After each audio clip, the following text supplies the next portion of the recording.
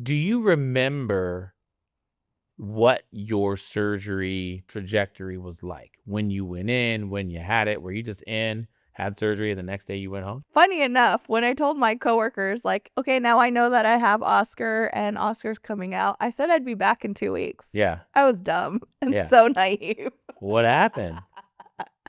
Spent lots of time in the ER.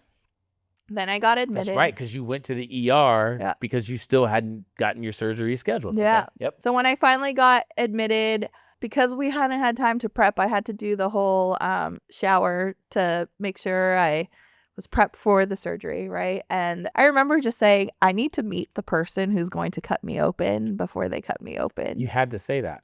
Well, I just wanted to make sure. Okay. I didn't know Dr. Bristow at the time. He's amazing. Okay. There was no way he was going to cut me open before he met me. Okay. But All right. at this point, I'd been so used to advocating for myself that I was just like letting everybody know, look, I need to meet the guy before he cuts me open. You know, I get ready. I'm in pre-op for quite a while.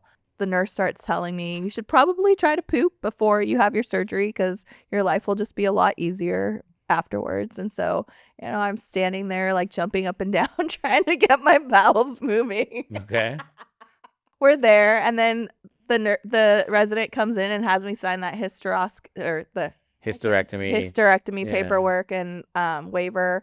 Finally, I meet Dr. Bristow, who's absolutely amazing. And, you know, I think What made him amazing? He was so calm and so just, what questions do you have? You know, because at this point, I'd been so used to working with providers who were just like, I have no time. Just tell me what your questions are. I'm out, you know? And so I was trying to I had a phone note where I had all my questions listed out because I wanted to make sure I could go boom, boom, boom, boom, boom. And he was just like, it's fine. We can take our time, you know? I want to make sure I answer all your questions. So then that really put me at ease because I was like, okay, he really cares. And, you know, the other thing that really helped was, you know, being a doctor of color, he also recognized when I said I tend to keloid, could we please not staple my stomach? He took the extra time to do incisions and suture me so that my scarring would be a lot less significant, even though it's still pretty bad.